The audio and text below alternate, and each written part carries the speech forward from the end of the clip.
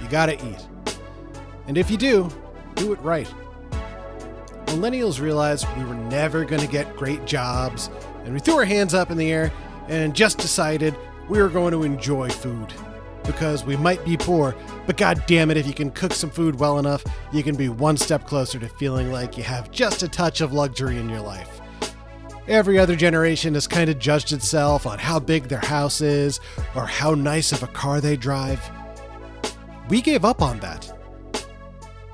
Give us a car that runs and access to a Whole Foods, and we're not just happy, we're going to make a seasonal roast of root vegetables that will be so good you will forget you're still behind on your student loans 11 years later. We'll have a day job, a night job, and an OnlyFans. But for dinner tonight, a pork butt that I smoked for 13 hours. Oh, sure, that sounds exhausting, but I started it when I got home from my night job.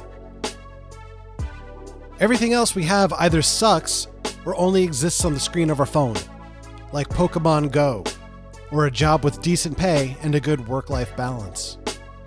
We grew up in an era where everything you ever thought, saw, or felt could be cleverly packaged and mass-produced into a product that was demographically researched, modified, processed, and consumer-tested for your approval. And as adults, we want to say, fuck that. Give me the real thing.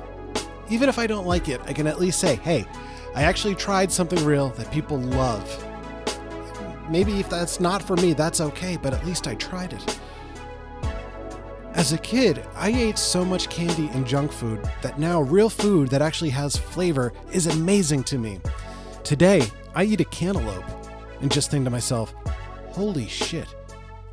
They didn't add sugar to this. There was no room full of executives asking how to make it appeal to lesbian Filipinos aged 25 to 42. It just came from a seed that someone loved, and after months of care, it turned into this cantaloupe. And sure, modern agriculture is incredibly complicated, but the point is, we just want something real and good, and it's changing the world. At this point, we live in a world where chefs are celebrities, and now every small town has a sushi restaurant. It's a strange and wonderful reality that you can have a guy with a camo hat and a four-wheel drive pickup truck tell you his favorite place for sashimi. Back when I was growing up, sushi was a punchline. It was one of those odd things that kind of seems racist now in retrospect. Like, ha ha ha, they eat raw fish. Like, look at these dumb idiots. Their cultural delicacy ain't even cooked. And things like avocados didn't even exist on the East Coast. If you did see them anywhere, they were rare and not fresh. Guacamole was just a goofy sounding word that only people who sounded like Michelangelo from Teenage Mutant Ninja Turtles said. Now, avocados are something every American knows and usually loves. If you're a normal person, you think they're delicious. If you're a Republican, you assume avocados are the eggs that Mexicans lay on U.S. soil so their children will be American citizens after they hatch. We've stepped our game up. In this day and age, if you can't cook, I don't like you. If you're a bad cook and you say some shit like, hey, whatever, I just eat takeout all the time, I guess I give you a pass.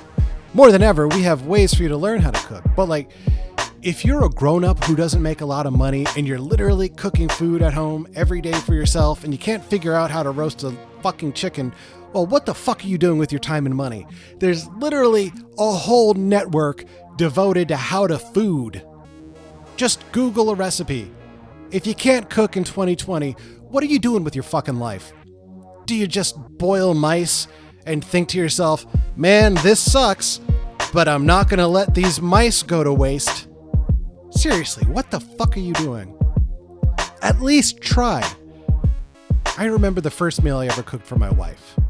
I had frozen chicken breasts marinated in Italian dressing. Side note, who invented Italian dressing? I've never been to Italy, but I doubt they're dumping buckets of that shit on their greens. Italian dressing seriously tastes like someone bottled the way a Subway sandwich shop smells, put it in a jug and shook it up. And when somebody actually liked it for some reason and asked him what it was, he just lied and said, Italian?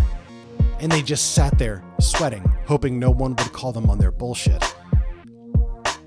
But yeah, I I marinated frozen chicken breasts and made a spaghetti. A classic combo. To wash it down, I wanted to be sophisticated. I had a Merlot. But I didn't have a corkscrew. So I got a box.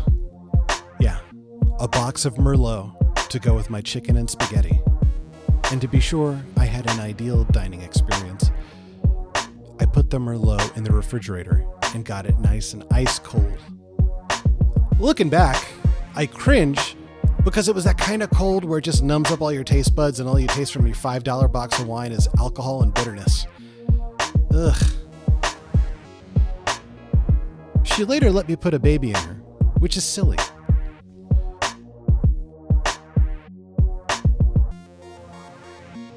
Some of this progress in food has come at a cost. We're also the most complicated generation in terms of food. If you existed 1,000 years ago and someone said, "Would you like food?"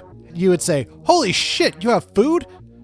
And that was because anything edible belonged to some guy who owned the land you were standing on. But yeah, if someone offered you food, you would be fucking overjoyed and you'd accept it. Also, you'd probably catch cholera because no one had a refrigerator and nobody washed their hands. Today, you can't just offer someone food and always expect them just to eat it. You don't know if they're gluten-free, maybe they're vegan or vegetarian, maybe they're pescatarian. Maybe they're doing keto and they can't eat a bagel, but they'll hold eye contact with you as they pick it up and scrape off the cream cheese with their teeth. And that's not even factoring in the stuff God thinks a person should or shouldn't eat. Sure, your friend might accept a bite of sushi, but not if it has crab in it. And thanks to everyone's immune systems being evolved for a world that no longer exists, everyone's got food allergies. Sure, if you cook for a girl on a date now, maybe she doesn't want to put your nuts in her mouth afterward. But you want to know what else can give her anaphylactic shock? D's nuts. Tree nuts, that is.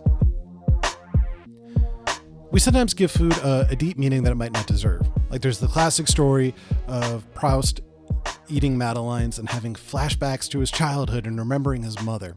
In that moment, he travels in time back to the love and caring of his mother, and this small, tasty, but otherwise insignificant cake took on a new meaning to him. I think we're all searching for that kind of experience. And I feel like that makes being a foodie kind of inauthentic sometimes. I have no connection to Thai food. I didn't grow up eating it. My mom wasn't a Thai lady trying to make me the most delicious curry she grew up eating. But as a person just eating food, I want to taste all that history and love someone has put into their food. I want to appreciate it. And there is something terrible and pretentious about me being a white dude who grew up eating Kraft macaroni and cheese out of a box.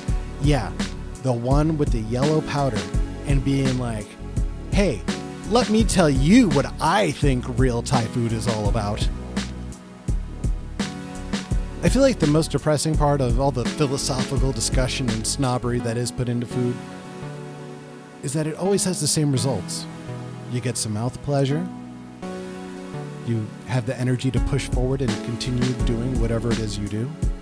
If you don't have enough, you get skinny. If you have too much, you gain weight. But also, it's all just poop in the end.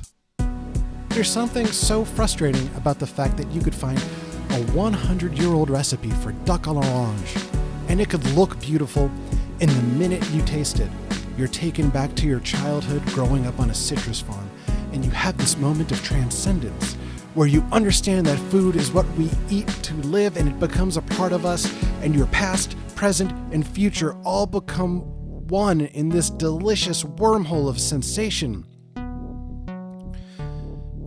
But in a few hours, it's just going to end up as your own brown graffiti tag on the office toilet. And there's something so undignified about that. If you forget to flush and someone walks in after you, they don't say, "Is that duck à l'orange?" It's just poop.